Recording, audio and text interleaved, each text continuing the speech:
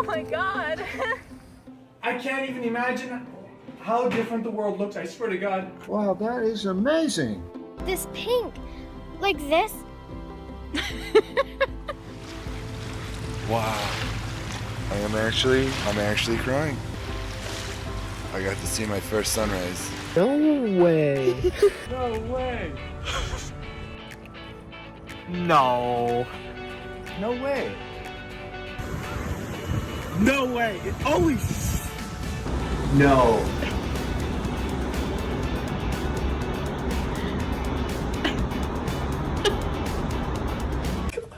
Is this purple? Yes. What the Oh my God! Oh my God! Holy Oh my God, everything looks so different. Morgan, turn around and look at the purple. Oh my God, purple looks so red. Take a look at this. Oh my God, that is not blue anymore. That's a new color. Put the glasses on and then open your eyes and then look at the page maybe.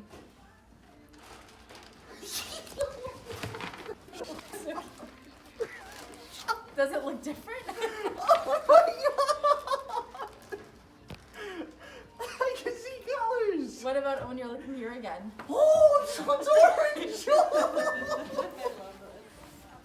And these ones were white before. And then Hello everyone, I'm Bei Song.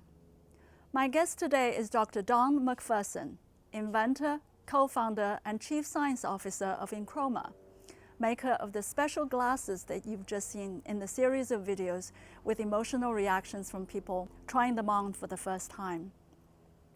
Enchroma corrects certain types of color blindness, a disorder that affects 350 million people worldwide. Don received a Small Business Innovation Research SBIR Tibbet Award at the White House in recognition for his work developing Enchroma, and was named an AAAS Lemoson Invention Ambassador by the American Association for the Advancement of Science. He's the recipient of 7 grants from National Eye Institute, National Institutes of Health, and National Cancer Institute, and author of 14 scientific papers. Don holds 8 patents related to Enchroma lenses, as well as Vitrezo, artisan glass countertops containing over 95% recycled material. In this conversation, we talk about his journey as an artist, scientist, then a serial inventor and entrepreneur, a journey of perseverance interspersed with serendipity. We talk not just about the art and science of color vision, the history of glass, Enchroma's lens filter technology, but also the philosophy of perception and the paradox of color psychology. Like many of Enchroma's fans, I'm impressed by Don's successful venture, enriching people's sensory experience and changing their lives, success that they're now expanding to make education more accessible to children and to improve safety for the aging. But I'm also surprised by his candid reflection on entrepreneurship and his humble introspection, contemplating what we color normals can learn from the color deficient, a question that has left me pondering as well. Join us in our kaleidoscope of topics and see if you too will come away with new perspectives.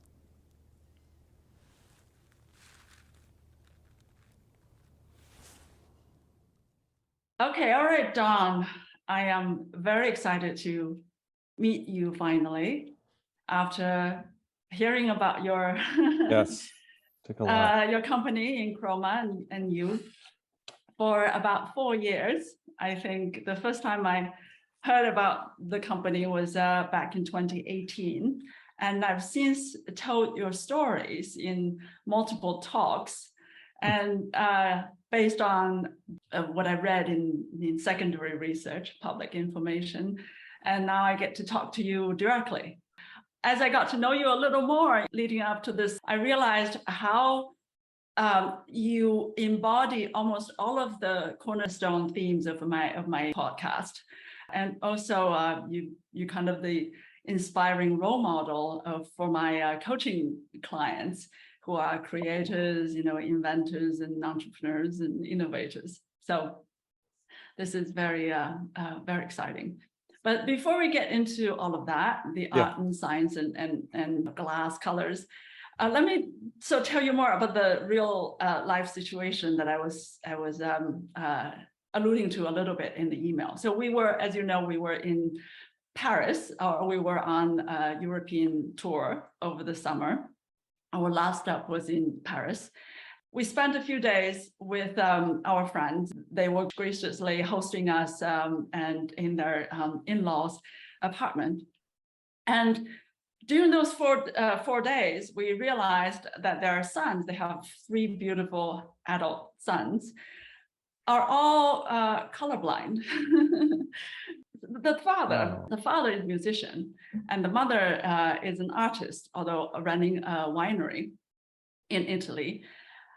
Their house, their living room was up for a repainting. They were remodeling the living room, and she was laying out, being the the artist with good taste, wanted to paint the walls in different colors, making it colorful.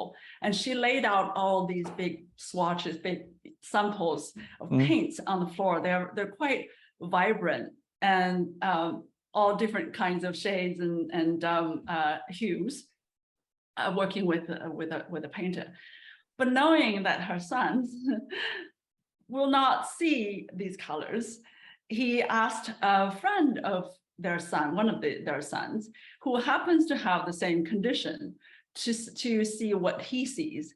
And so she was pointing to one of the colors is like hot pink, like a really saturated pink, probably even more so than my blouse. Like probably a fuchsia, like something like this, yes. Yeah. And she asked the friend to point to what he thinks that was like. And he pointed to a pretty dull beige color. Yep. So I was almost like, oh, that's such a shame, all these beautiful colors she's trying to put together, but also knows that her sons will not see. And it's even more made profound because the sons, 2 of them work in restaurant. Like the middle son is a sommelier in a Michelin 2-star restaurant, and the youngest one that we met, such a charming boy. He's a chef. He's a young chef at an Italian restaurant. So food and wine. It's a lot about a big part of the sensory experience is not only the taste and smell, but also colors, right? Yeah, it's the whole thesis of Gene Houston, right? Right. I mean, it's like that's for me, getting into an understanding of color deficiency that's the one that I have the biggest problem with. Like, I can't imagine what I would do if I looked at a salad I just made and it looked monotone. I don't know how I'd eat it. I guess you just get past that. But to me, such a huge part of the experience of eating is the color. Right. If you're looking at the wine, you don't see the actual color, or if you for Italian cuisine, this ripe tomato versus something that is not ripe, or an apple, a Granny Smith versus a Fuji. Basil, fresh basil. It just goes on and on and on and on. Right. And you think about, like, if you've ever gardened, one of the great joys is growing different varieties of tomatoes, because they can run the whole color gamut from green to purple. Yes. Almost black. Exactly. Right? Yeah, we have some in the garden. And then they have these contrasting interior, like seed and the integuments can be like contrasting colors, and it's just like absolutely some of the most beautiful things you've ever seen. Just this little world in a tomato, right? Yeah, so exactly. If you can't see that, like, how that's the thing. So I'm saying, like, I don't, because part of it's like, now I get to pop that in my mouth. But do I pick or not? Are they green or are they red? Yes. Is it red? Are they ready to pick? Yep. And so seeing that, and of course I had you in mind, in Enchroma, which I talked about in my presentation in Romania before Paris. Yeah, interesting. And so that was in my mind, and I thought, oh, I can't think of a better gift to thank them for their hospitality than your glasses. That's very cool. Yeah. So, but here's the dilemma. I want this to be a surprise, and to have the boys have the reactions that many of your customers had. But I don't want exactly. But I don't want them to be expecting, and ideally not even the parents to be expecting. But I also need to know for sure to get the right products. Now, we had to ask the father, and he said they are deuteronomy. That's good. The condition, which kind of fit the description that I give you, right? But I also thought the mother, when she was there, she said something about a word with a P, which would be protein. So although I could be misremembering. So now the first question is, looking at the pictures on your website, the two seems to be rather similar. And I read that their phenotypes are indeed similar. So if I got it wrong, would it work or would it not work? It would work. The only real difference is that protonomy leads to a collapsed color space. It's a much harder condition of anomalous trichromacy to correct for, because but we figured out how to do it. Especially our latest product does a very good job of improving color contrast perception for protonomy. Deuteronomy we got, and then, you know, the thing is that her father, I don't know if he's still alive. Oh yes. The grandfather. The grandfather, yeah. Yeah, he'll have the same condition, type and extent. So you could just ask him. That they are. I realize that they are very representative of like a big part of the colorblind population. So both in terms of their types and also just the profile. It came from the mother, who's a carrier, and the grandfather had this condition that was skipped generation to come to the boys. Yes. And if they were deuteronomy, then I guess that's 6% of the male population, or 6% of the population versus the protons of the two. Male population. Okay. All right. So the chances are pretty good that they're deuteronomy. Okay. And if they're protonomy, it's going to be okay too. Okay. If they're dichromats and missing a photopigment, it's not going to help them. Fortunately, I think that's not the case. Yeah. So they're. I had an idea. You said you wanted to surprise them. Why don't you just set up at their restaurants and capture it there? Oh. Like while they're working, basically. Okay. Because especially if they're like in a food environment, like if the chef's in a food environment. Okay. He might lose his mind. Well, that we'll have to have help from the at least one of the parents, because we're not there. But yeah, I like that idea. But before then, for the purchase, maybe I also need to know whether they have a corrected like vision problem aside from the color, right? Whether they didn't wear glasses, but I don't know if they're wearing contact. That's fine. If they're not wearing glasses, just get them no prescription, because typically people who wear contacts don't wear glasses. That's sort of the rule of thumb, right? Or they wear them 20% of the time. They might wear them in bed to read, or but if they go outside with contacts on, they don't wear prescription in addition to that. That also adds a lot of cost and complexity. Okay. But, well, so I'll take this offline to make sure that I find the most likely successful product. But I just thought that was that's so a story. Serendipitous. Yeah, I thought it's a good story to open our interview, because it gives viewers and listeners who are not familiar with Enchroma some context of what we are talking about. So, all right. Now the Enchroma story. When I learned about it, it caught my attention because as an innovation educator, the theme of serendipity and the accidental invention was interesting. And although I'm dubious of corporations attempting manufacturing serendipity and kind of watching the kettle to see when it's boiling. Hey, is it boiling yet? But that aside, that was a great case study. And I'm a firm believer that chance favors the prepared mind. It's not all accidental. So let's start with that prepared mind. So your personal background leading up to that.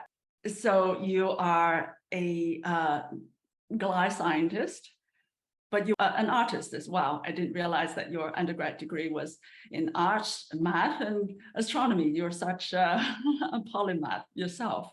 So maybe we'll start with your relationship with glass and colors as an artist and scientist. So first of all, what made you pursue a doctorate in science? Serendipity. I had finished up my undergraduate degree, and I am not kidding. I based a selection of a graduate school on a Barron's profile of American college, which was 10 years out of date. And I didn't bother calling them. I just drove across 2 states to the college. Where was that again? Oh, New York. Okay. Upstate New York. Okay. And just like went into the glass blowing area and talked to this professor. And he said, we don't offer an MFA anymore. We haven't offered an MFA in 5 years. And I was like, I probably appeared quite disappointed. And he said, have you ever thought about engineering? And he sent me up the hill to the engineering department where I talked to the provost, who just on the spot said, oh, it sounds like you have an interesting background. We would probably offer you a scholarship. Oh, okay. Isn't that crazy? I mean, just like I would say, if I was him, I would have thought, this fool drove 2 states unprepared. Instead, he looked at it like, oh, this is Providence. Like this guy just showed up and maybe he's supposed to be here. And I've subsequently talked to him, 30 years after the fact. And he still remembers meeting me. So it's kind of funny. But I got a scholarship to go study ceramic engineering and glass science. Okay. So that's how it worked out. That's why I ended up pursuing a degree. Also, I had a lot of, push from my father. He said, yes, we know you love art, but you always are going to need something to fall back on. Yeah. Right. That's reality, unfortunately, yes. Yeah, he kept injecting that into my life. So, I decided to do it just because, but my motivation was not because I was going to become a scientist. It was that I wanted to be a better glass blower and glass artist. So I should probably understand the science behind glass. Sure. So I could do my own thing, make my own colors, whatever. Okay. So what did you learn kind of on the highest level? What did you learn about the science of glass, which I guess we've had like a 35 centuries of history in making.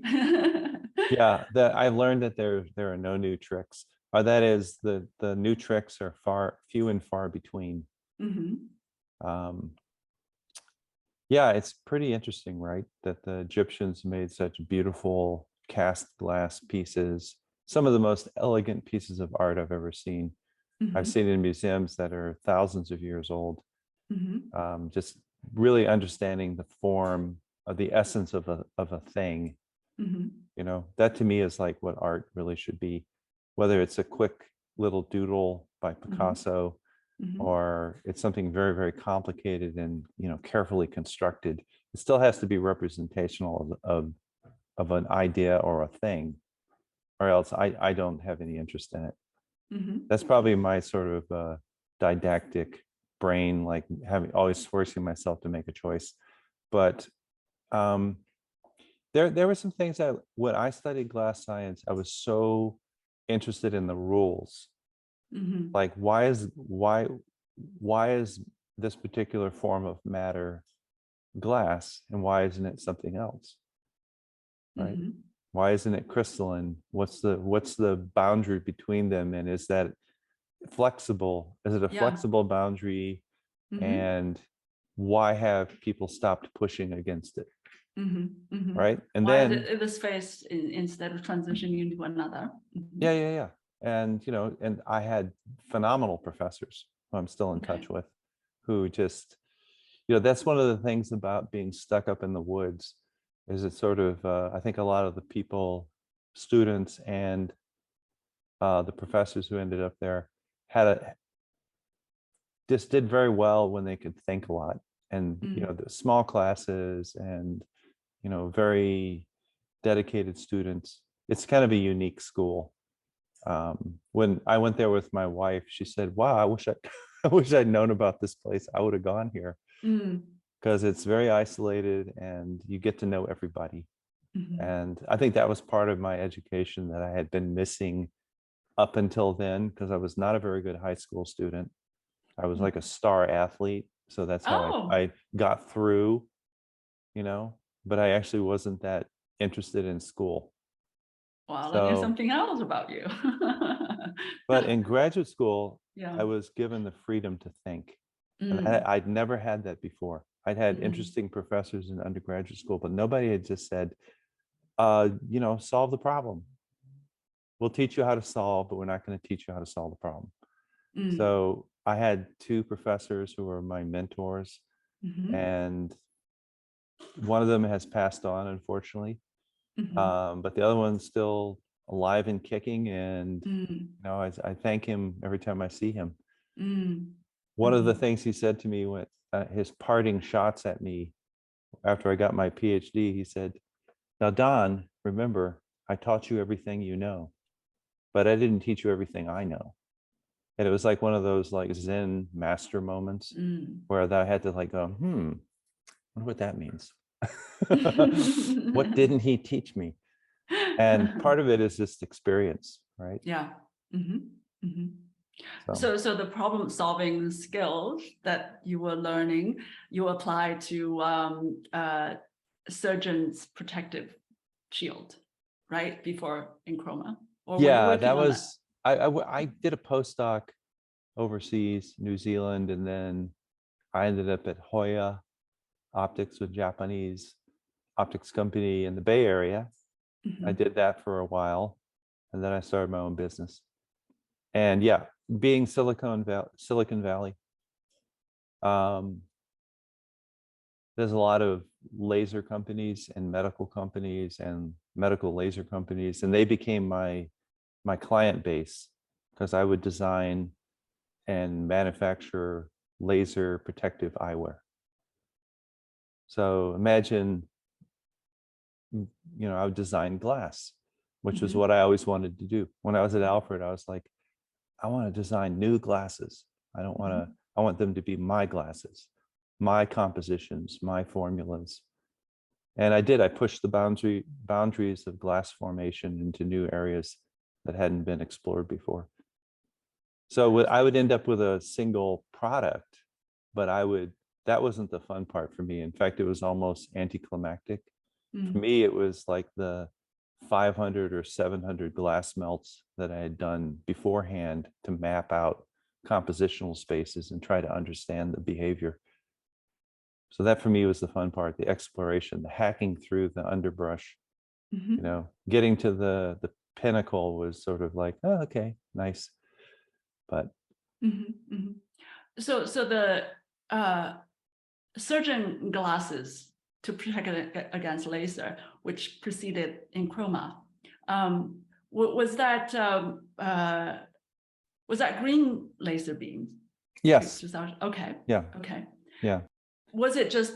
Is it pure coincidence that because your technology it's this filter, right? This notch filter that you were filtering out the harmful laser beam at the frequency happens to coincide with the overlap of the deuteral, null or anomaly conditions, or did you have to optimize after you accidentally realized that property? Did you have to what was the technological challenge that you had to solve? Okay, so the way these laser protective eyewear worked is they had to absorb very strongly at one particular wavelength, which is the green.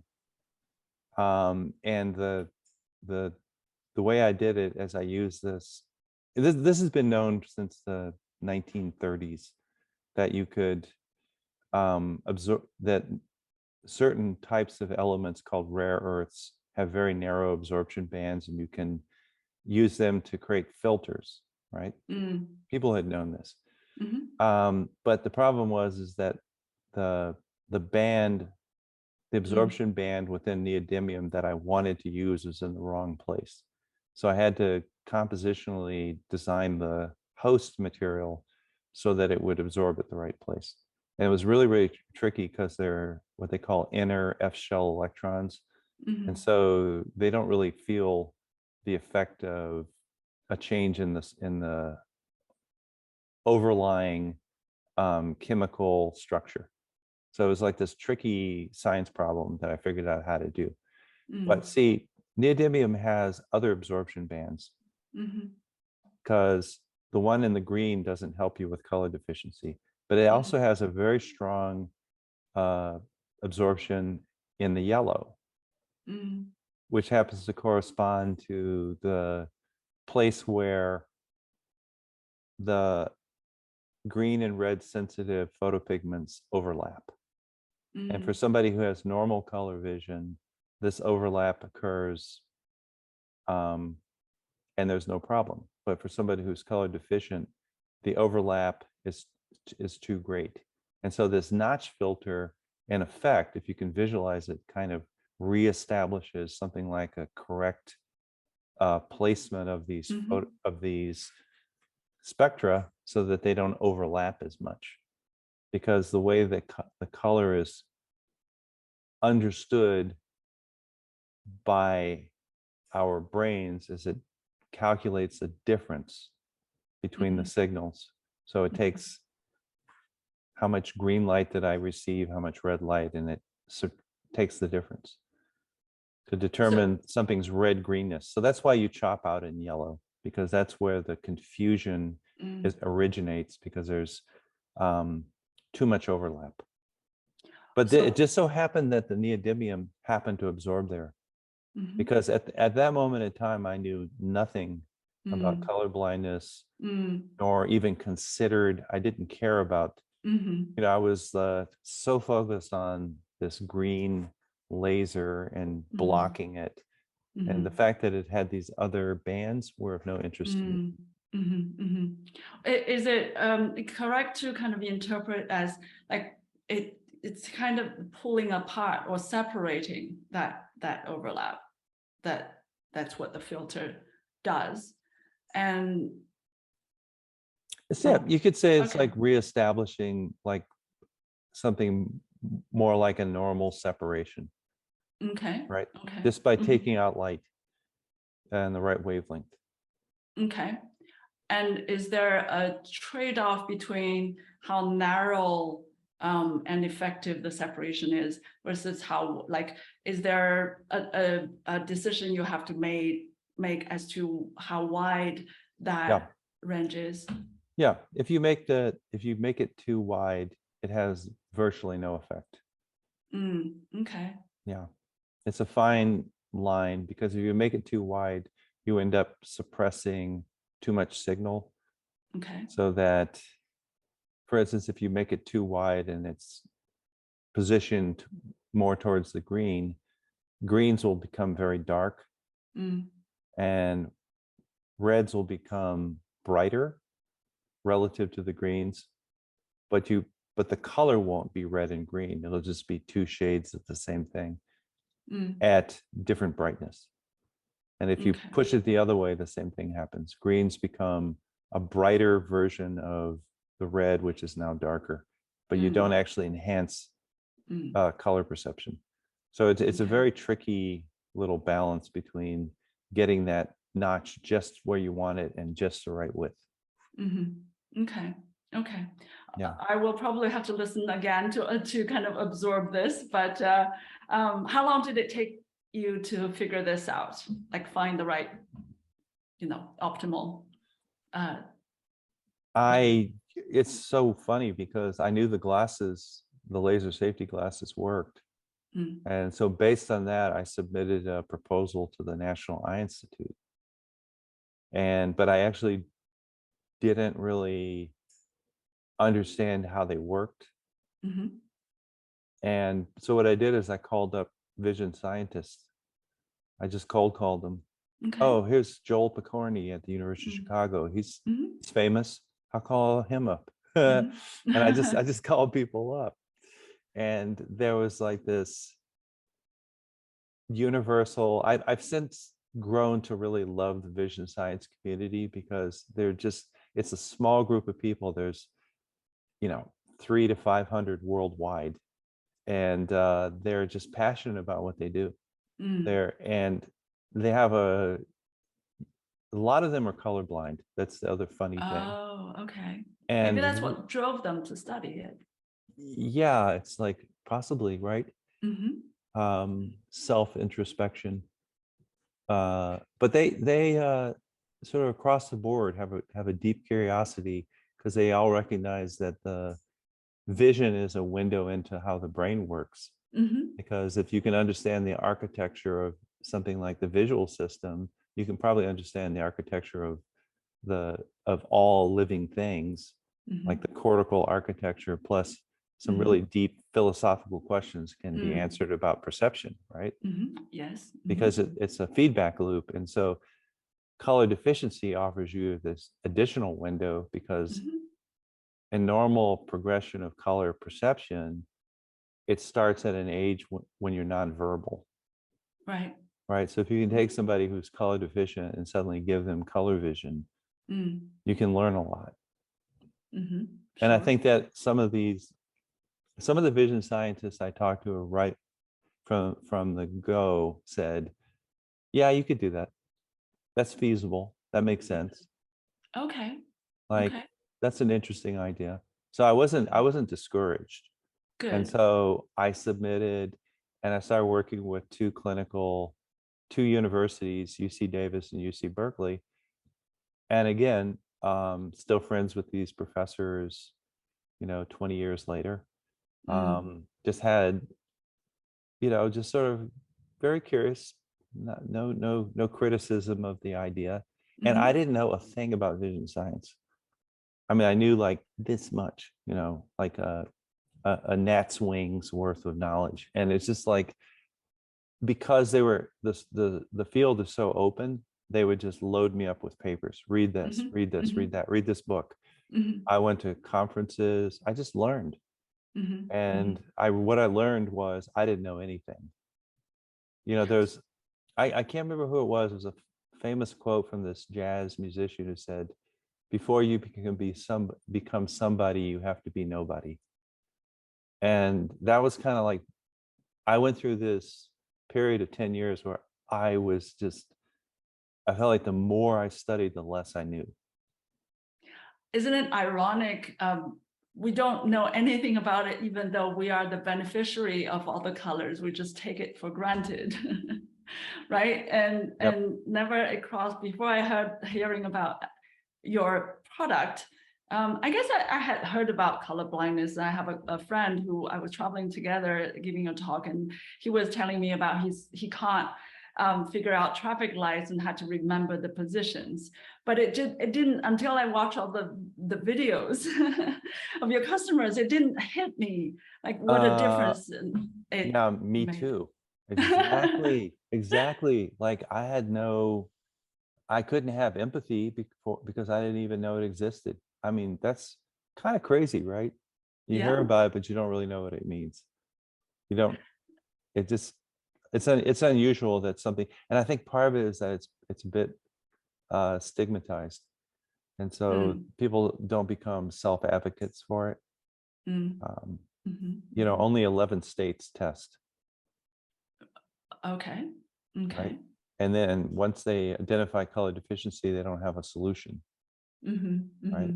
So it's not like it's the kind of thing where you can say, you know, I can't hear. They test for hearing and then they fix it. They figure out what the problem is. They fix it. So you can be a student that's like on a level playing field with the other students.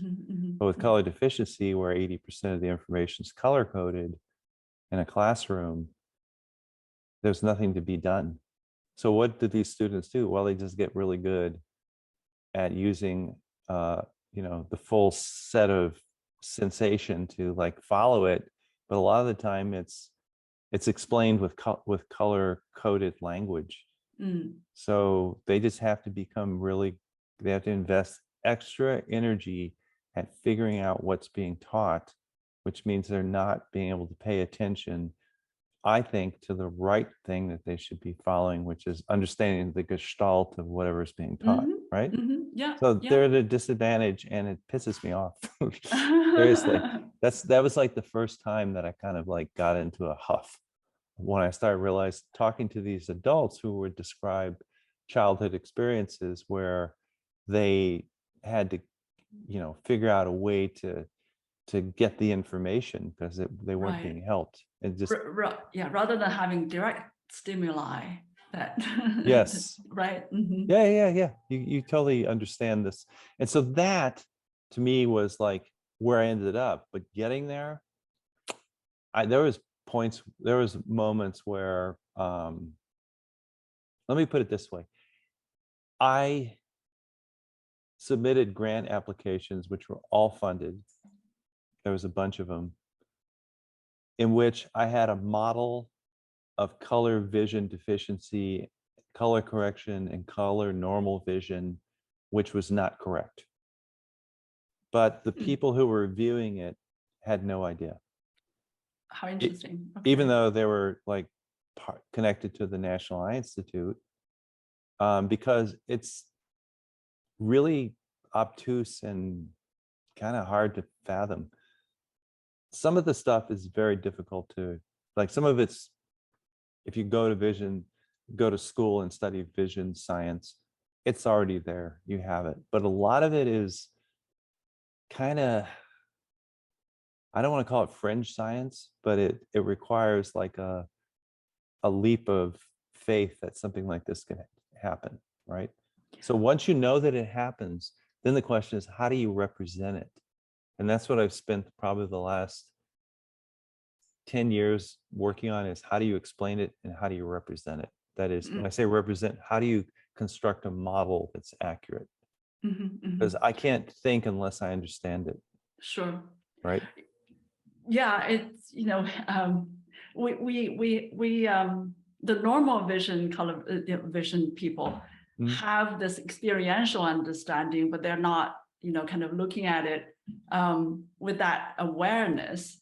And what you're saying something about a leap of faith, and some that actually seems to happen quite often.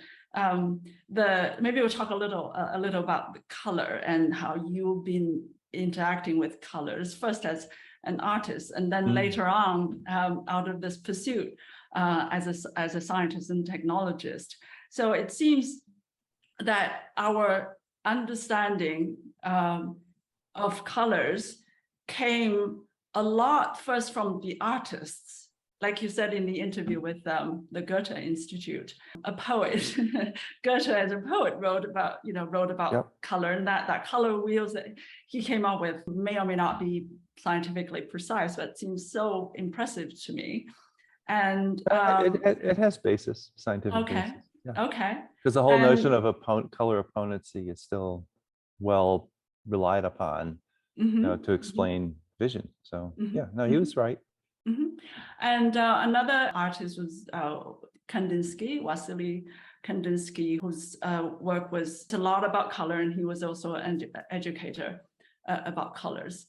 And in a lot of scientific discoveries, especially related to neuroscience, artists have this intuition first and experientially, empirically, before science comes to validate. And right, that's a very good point. yeah, so how will you must have, as an artist previously, or someone who wanted to be an artist, you must be working with colors in some ways, especially related to glass. So what were you, how were you interacting with colors then? Intuitively, ignorantly. You know, I loved watercolor. In fact, it's kind of hard to imagine when I think back how much free time I had when I was in undergraduate school, because I took so many classes that I would somehow manage almost daily to jump in my car and drive out into the countryside and do watercolors, to set up an easel someplace and paint.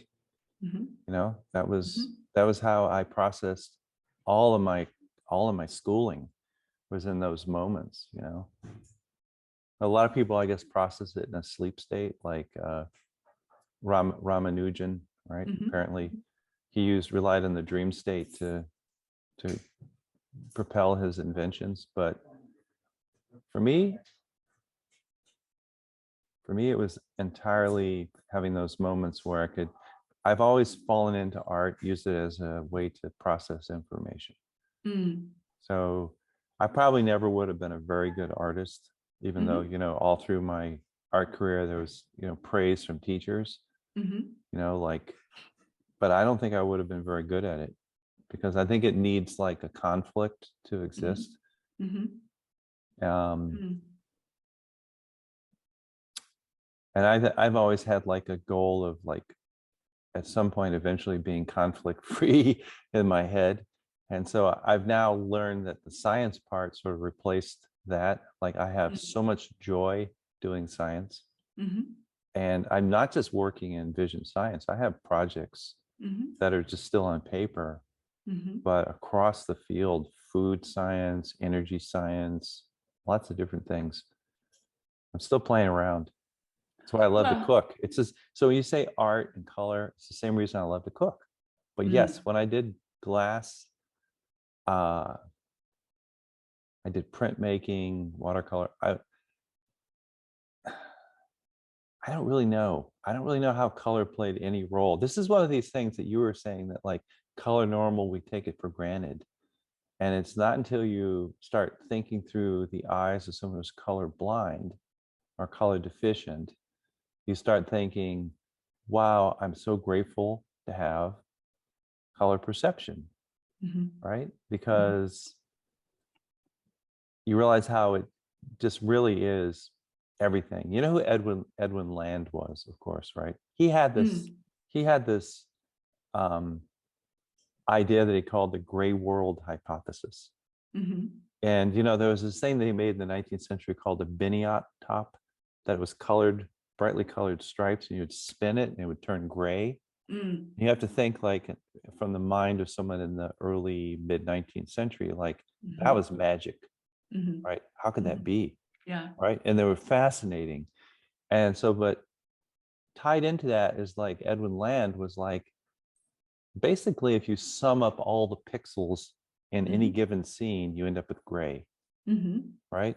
And so color plays this really important role, right? It tells you where the edge of something is, it tells you that something's like important, dangerous, you know, needs to be paid attention to, is changing, like flushing skin, you know, all this stuff.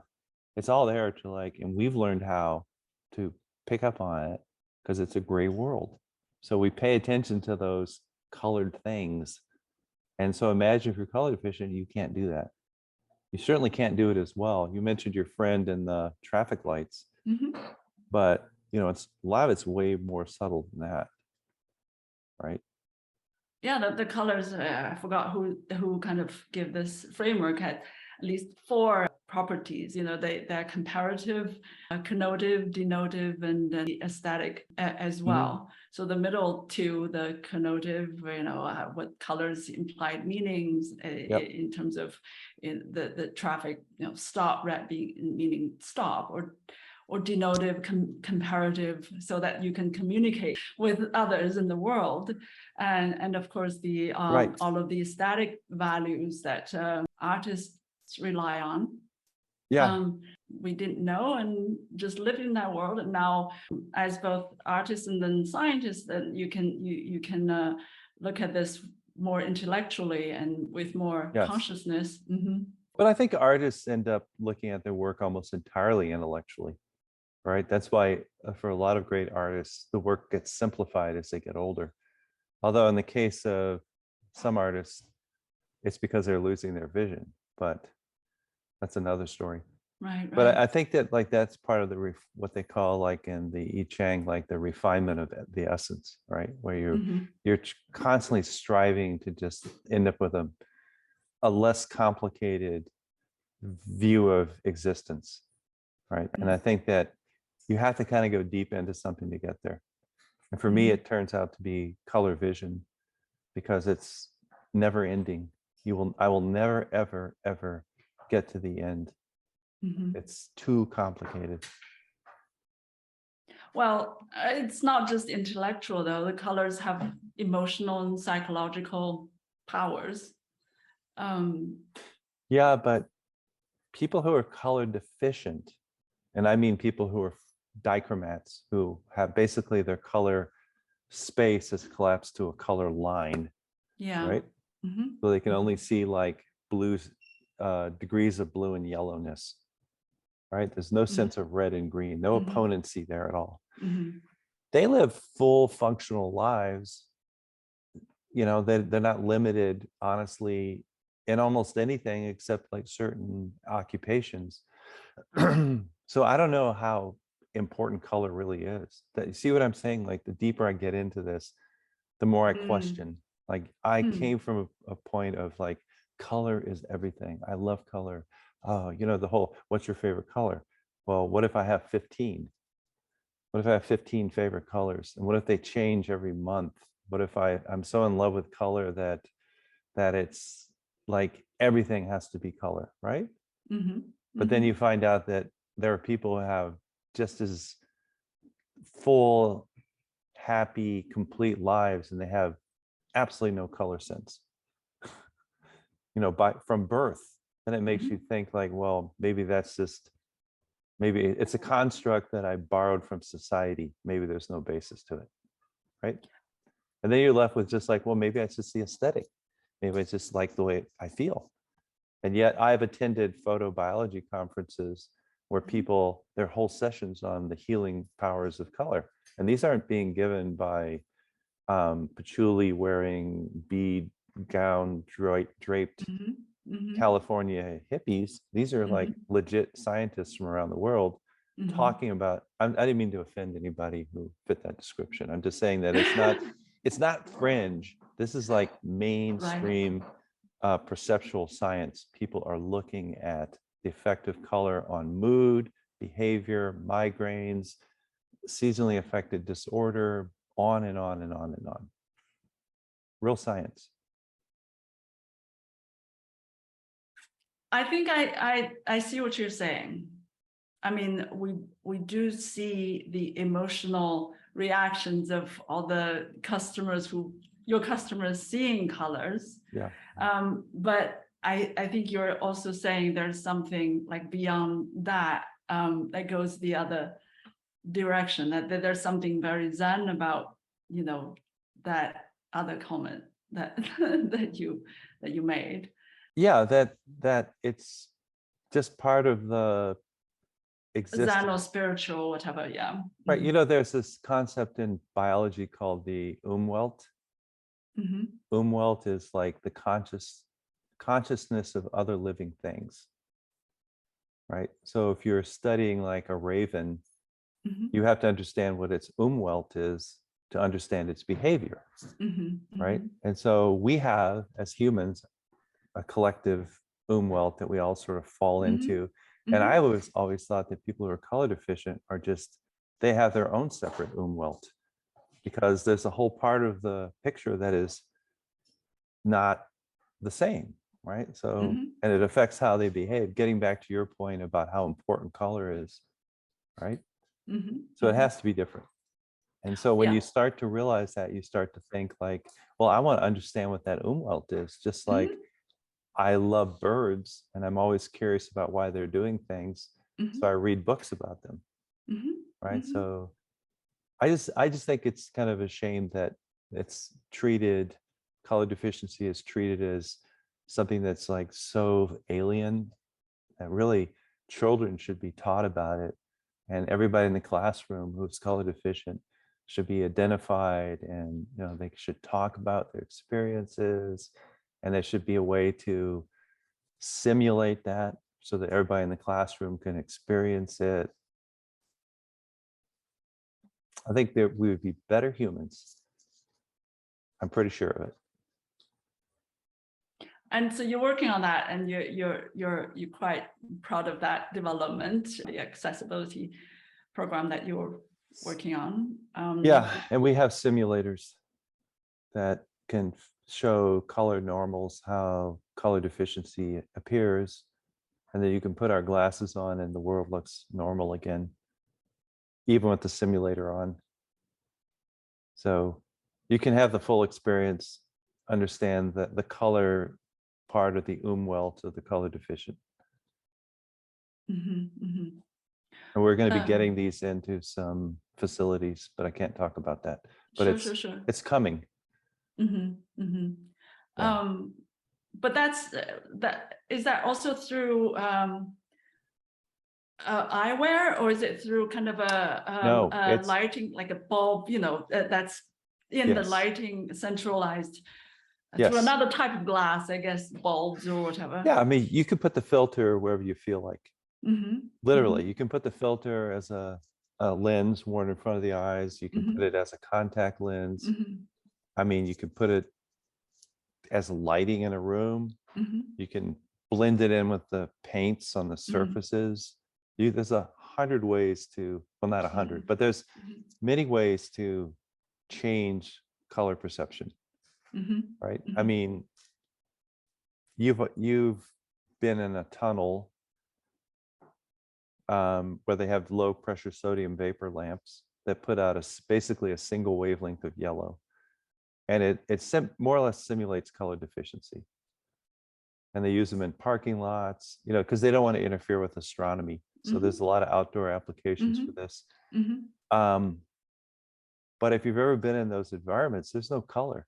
Like I've heard people say, oh, color. The first time someone said this to me, I was like, dang, that's spot on. I wish I'd thought of that. They said, oh, color blindness is like when you're in a shopping mall at night and you can't find your car because they're all the same color. And I was like, snap, that's exactly it. Right? Because it's like that understanding somebody else's perception through your own experience. Otherwise, like you and I were saying, you don't know who's colorblind and you don't really understand it. And then suddenly you meet somebody who is, and then your consciousness shifts. But if you could experience that, and then come back to your perception, that's very healthy. It's healthy for everybody. Yeah. So And we're doing that. We're going to be doing it in some environments where literally millions of children will experience it. Coming soon. Yeah, well, yeah, that would be exciting, and it would be help so many people, especially children. But I also like this other point that you were making, which I hadn't thought of. It goes both ways. It's not like just these people are deficient or even handicapped, and we're helping them with this concept of umwelt, and that maybe they have something that we do not have. And maybe there's a reason evolutionarily that there are a certain percent of the male population that has, that have this deficiency, I understand they actually are better at distinguishing camouflage. So they have something, just like animals. Some animals have superior vision, and some may have poorer vision, but they have other faculty senses. Oh, God, you nailed it. See, in the primate world, there's a textbook case of this. New World monkeys. Okay. Old World monkeys are trichromatic color vision like we are. Oh yeah. New World monkeys, almost without exception, are dichromats, except for the females. The females are still trichromats. Okay. So these are matriarchal troops. So the females, imagine these monkeys, low branches, or on the forest floor. She looks up, she looks at some fruit. It's yellow. It hasn't crossed the color boundary in this, single-mindedness forest where everything's connected. It hasn't told the monkey, come pick me and disperse my fruit. It's saving a lot of energy by telling the monkey, don't come up here. Also, don't pick me, I'm not ripe. That would just waste my seed. So when it crosses the boundary, the monkey knows, and she takes the troop up into the trees and they feast. So what advantages is it? Why are the males dichromats? Because they hunt insects. And the insects are disguised against birds who are trichromats or are tetrachromats. So just like the colorblind soldiers who could look at aerial maps and identify camouflage instantly, the male primates can see the insects who are color disguised for trichromatic vision. They stand out like bad paint jobs, just like there they are, so they can grab them. So it's like this benefit to the troop that they can hunt with great efficiency, but they also, the females, balance their diet just like a good female would do in a relationship. Right. No, I don't think beer and hot dogs is a complete diet, dear. So yeah. But that's exactly what you were talking about. Like this, the benefit is there, but because we don't really pay attention to it, we don't even know what it is yet. Exactly. And then these outlier cases, they read maps and can see camouflage, but that's just like such a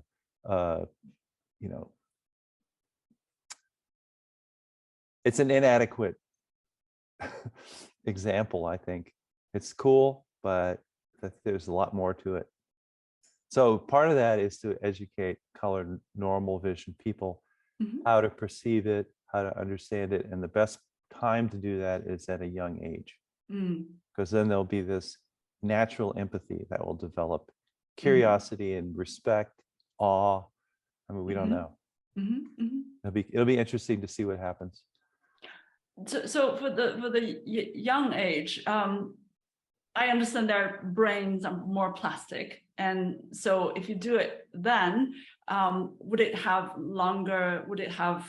bigger impact? Would it have more permanent, or in terms of training the brain to? Yeah, there's a whole controversy whether neuroplasticity is even higher in the young brain. There's some evidence that it doesn't matter. Okay. But it's probably more like attentiveness or something, or mindfulness that affects learning as you get older. I don't know. That's probably what they call junk science, what I just said. So probably want to take that with a grain of salt. But we have evidence that's come out in the last year and a half, but especially this year, that there's perceptual learning of color for the people who are colorblind when they put our glasses on. And that this is happening in adults. So, there's the plasticity issue the young mind. I think they might be decoupled ideas in this case, because the evidence shows that you can record signals at the cortical level using EEG. You can measure these, what they call visually evoked potentials in the primary visual cortex. For somebody who's color deficient, you can show them colored fields, right? Say one has blue in it, and you can see whether their blue sensitive photopigment fires. And you can show them something that has green in it, see if they're, et cetera, et cetera. And they'll find if somebody who has like deuteranomaly, they don't get a firing for a green stimuli. It doesn't invoke a potential, electrical potential. Now you can put our glasses on and they can take the test again and there's a signal. And then if they wear the glasses for some length of time, like a week or two, and they test them again without the glasses, the signal's there when they're shown the stimuli. So what's that all about? How can that even be? How can they have learned in such a short period of time what this stimulus is? And it's not just that they've learned it. I mean, it's at the level of conscious perception. That when that first data came out in January of this year, I'm surprised I didn't get it run over by a bus like Antonio Gaudí did, walking around imagining something, right? Because I was just like in a day, like, oh my God. But it's like, it's real. We're still trying to interpret what it means. And there's follow-on studies that are being done. And clinical studies. So well, I mean, I'm asked about children because I also wanted to ask about the other end of the spectrum, the aging related. Well, I used to have perfect vision. I was very proud of it until a couple of years ago during the pandemic. I had to renew my license, and I couldn't pass the eye exam. It was so traumatic. Then I realized, oh, no wonder I had been having some trouble looking at, in the shopping aisles when in the supermarket. So, obviously I've got, I guess it's called presbyopia. So, it's a fancy way of saying farsightedness. Farsightedness for the close range, and this is just an unfortunate sign of aging, which I've come to accept gracefully. But so there's something aging related with color vision as well. One way or the other. And so how does that? Well, there's a lot of diseases that affect blood flow to the retina. And so you can end up with cell death. So you have photopigments. Your photopigments can die. And it tends to affect the short wavelength blue light the most because your blue photopigments are sparse compared to the other ones. The other ones, the green sensitive and red sensitive cones. And so if you lose, it's more costly to lose the same amount of blue sensitive cones. So, but it also affects your other cones. And probably the two biggest diseases that lead to this are age-related macular degeneration and diabetes retinopathy type 2. And it's about, if you sum them, it's about 3 times more than all of the color deficient people. So it's actually a larger problem, right? But it's different because you're never going to have the viral video moment because they already know what the colors look like, right? And it's more gradual, I would think. It's more gradual. It's a progressive disease. They don't just wake up one day and they can't see color. So yes, our glasses really do assist with that. In fact, the same scientist who has done this visually evoked potential study on color deficiency that was published in Nature Eye in January.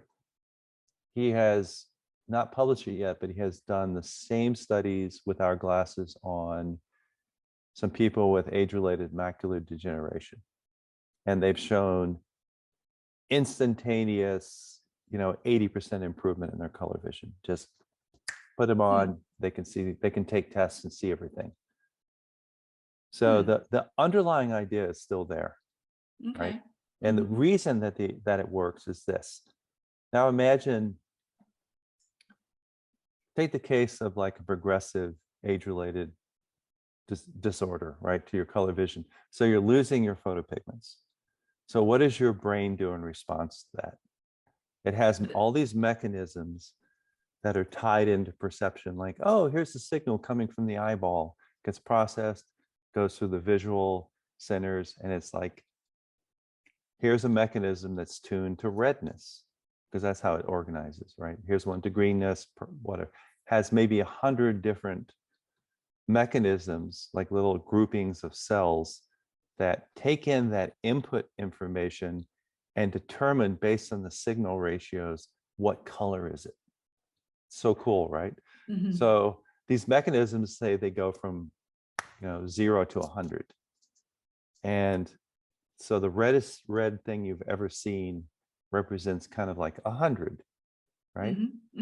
And down at the bottom, there's very dull color, but there's a lot of noise, right? Because there's always noise in all these mechanisms, right? So there's down here is noisy, and up here is, the brightest thing you've ever seen that's red.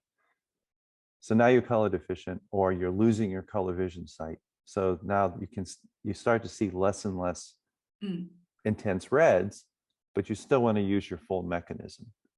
So there's little knobs, chemical knobs that basically turn up the gain so that you can now use your full mechanism again, even though your perception maybe has dropped 50%. So the problem with that is that the noise also comes up. So now you have a problem because you have a very noisy system, right? So your signal has been boosted, but so has the noise. And the thinking is that what our eyewear does is it reestablishes something like a higher color contrast or higher saturation, apparent saturation for those colors that used to be super saturated now look saturated. So your gain now can go back down. Your gain no longer has to be boosted. And it maybe goes back down to normal. If you wear the glasses enough, your noise drops. You take your glasses off, and you can still see the signal. It's the strangest thing. So it's like a training or a perceptual learning process. And it's vague because a lot of the words in the sentence are missing. It's kind of like, but it's like it's not there yet. People don't understand it, but a lot of vision scientists are very curious about this. Like, what does it mean? Could you use this as rehabilitative therapies for people who, could you reduce the number of age-related injuries? 80% of injuries in the elderly is caused by visual mishaps. Oh, yeah? Yep, tumbling. I was going to ask, like, in real life, practically, how is this affecting age? Oh, yeah. It's like, some examples. Yeah, people fall. People fall because they put their hand out and the railing's not there. It's like, or they think it's a hole, but it's just a shadow, right? Because color tells you where things start and end. So they have trouble determining the edges of things, relative spatial orientation of objects, right? The world becomes flattened and interesting and a little dangerous. Well, my parents, my mom has fallen quite a number of times. Fortunately, hasn't broken anything. Yeah. I wonder if it has anything to do with this. Ask her what's going on. Yeah. Interesting. That's what I would do. Okay. And then also, you could benefit from this too. But there are nutraceuticals you can take that help strengthen the photopigments. Well, she's been taking nutraceuticals for vision, for dry eyes and vision in general, but we haven't thought of anything that's pigment or color related. Well, there are color vision tests that can assess her color vision. Okay. Right. See if she has like any early onset color vision loss. Okay. So yeah, I saw a number like in 2014. I think the caregiving cost was something close to $70 billion for age-related injuries. So it is a huge cost. And one of the things I've done a bunch of reading on this, and one of the things that happens to people who are elderly and start to have accidents is they become shut-ins, right? Because they become shut-ins. Shut-ins. Yeah, because they don't go out, they don't drive anymore. Yeah. They don't go outside because they might go to the curb to get their paper, but they're not going to walk down the street because if they fall, they could hurt themselves. Sure. And so the world becomes this sort of hostile place. And it reminds me of people telling me about being colorblind, like congenital color blindness. They'll say, I don't go shopping downtown because I can't tell where the red curbs are. Right. Or at twilight, I never drive past 5 o'clock because at twilight, I can't tell the street lights from the green traffic lights. They're the same color. Right. And so it's like risk management. So it's like a less full life. Like we were talking about food to begin with, but there are serious safety issues. And we've talked about the educational barriers, right? And then there's of course employment. But for people who start to lose their color vision, acquired color deficiency, I think that's something that should be addressed because they already know what they want to get back. Right. It's not controversial. Yes. It's not like they don't know what they've been missing. Well, there's some pretty reactionary responses to us even talking about correcting color deficiency, because there are people who are saying, well, there's nothing wrong with their vision, so you're treating them like they have a deficiency. They don't like the word deficient. They don't like the word blind. I don't either, but I've never been able to figure out an alternative. And when I go to vision science conferences, the vision scientists say colorblind and color vision deficient. So it's like this, I went through this like tussle, like, well, how to color weak, because that's also been called that, in the 19th century. Okay. But I don't know. So there's a lot of advocacy, like it's not needed.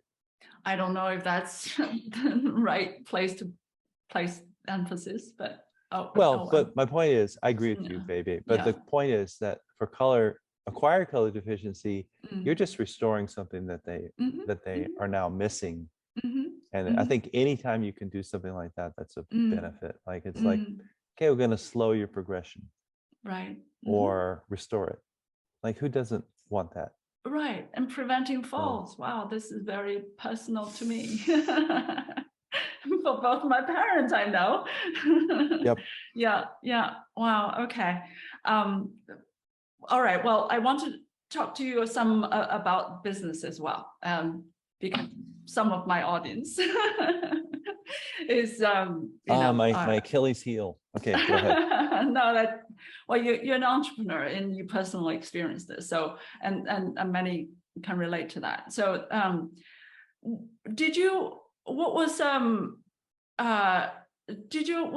kind of the strategic or commercial and business challenges that you had to deal with, or decisions that you had to make? For example, I know that we talked about how difficult to convince people when they didn't know what they were missing, and of course you would not find it easy to sell to them.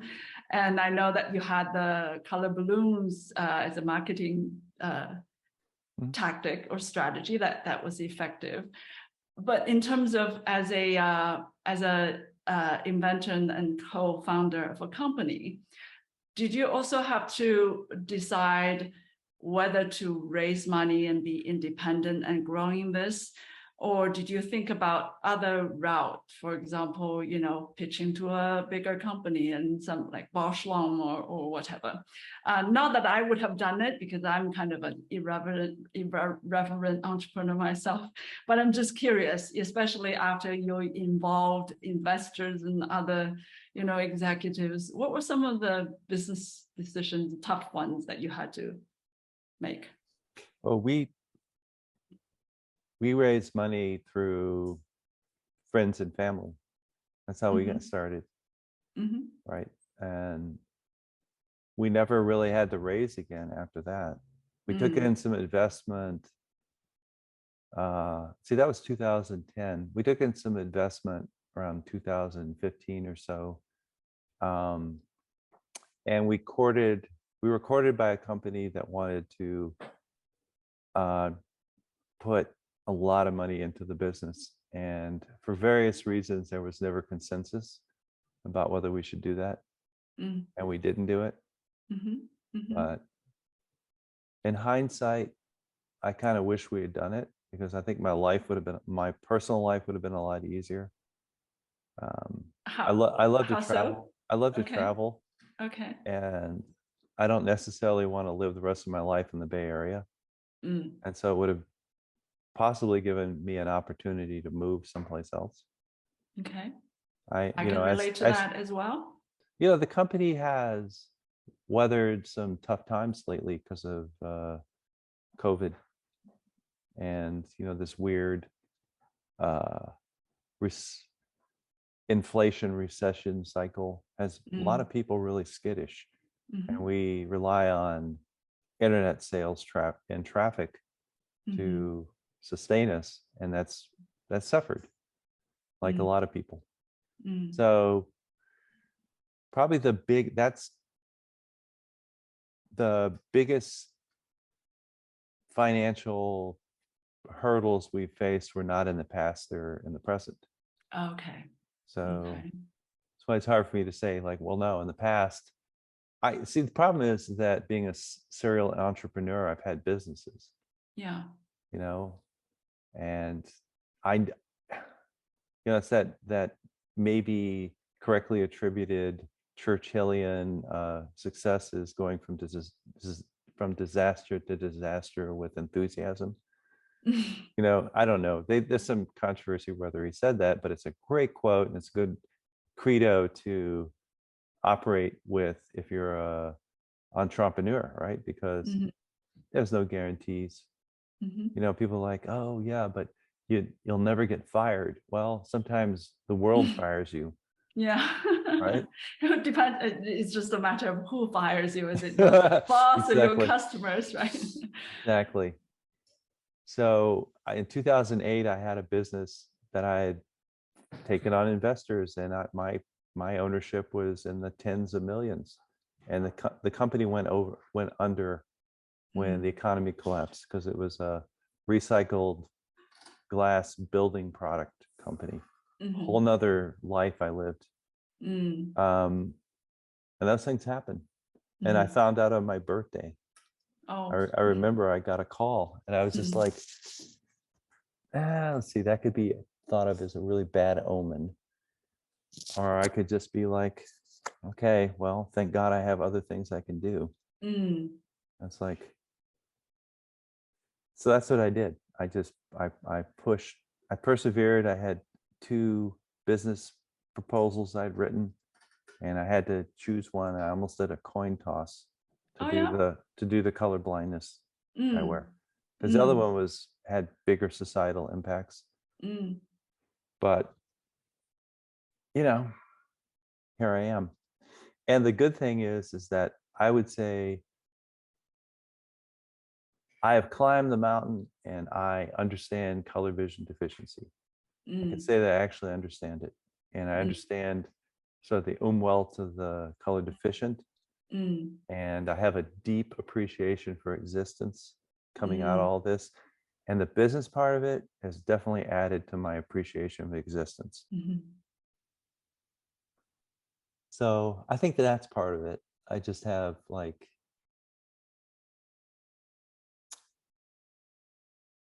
I don't know, I would say that probably these are the biggest business lessons, is that if somebody offers you a sack of money and you were expecting 2 sacks of money, you should probably take the sack of money. Because it can be 2 sacks pretty quickly. Right. Okay. So that's about it on the business part. I mean, we have a really top-notch CEO who started a year and a half ago, who came out of Stanford. And it's just really brilliant, really just understands psychology, business, and is like a very good soul. So it's like that combination.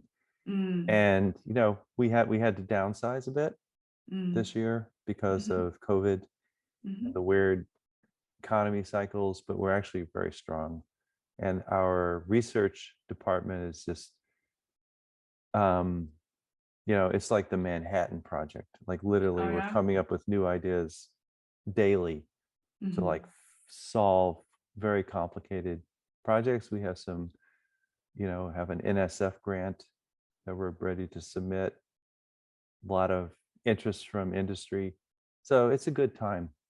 And because I feel like I've reached the point of like a sensei, my knowledge is so deep about this that I feel like there's almost no project I can't take on. So it's a great feeling. Right. And so the money part, it's going to fix itself. And I can't focus on that. And thank God there are people in the company who do this and probably enjoy it as much as I enjoy science. So, like, what are it's you? It's like my kidney doesn't tell my heart how to function, and vice versa. It's like, that doesn't make any sense. I know, but no, they're connected. It is for me. Okay. All right. Well, what are you? Just closing up. What are you next aspirations? Oh, well, we have a grant that, you know, the National Science Foundation, you do something called a pitch. You tell it, like, I have an idea. And then if they like it, they tell you to pursue it. And then they typically fund it if it's, you know, well written and coherent. And so we're doing that right now. You mean the company? Yeah, the company has like a grant we're submitting for very, very clever chemistry around contact lenses. That would allow a contact lens version for the aged, for the acquired color deficiency and for hereditary. Because you know, there's a lot of situations where people don't want to wear glasses. Like there's a stigma attached to it and aesthetics, blah, blah, blah, blah, blah. Although, I mean, glasses can also be a fashion item themselves. Yeah. But I hear you. Yeah. But they're also not as universal. Like if you go outside to put on a different pair of glasses.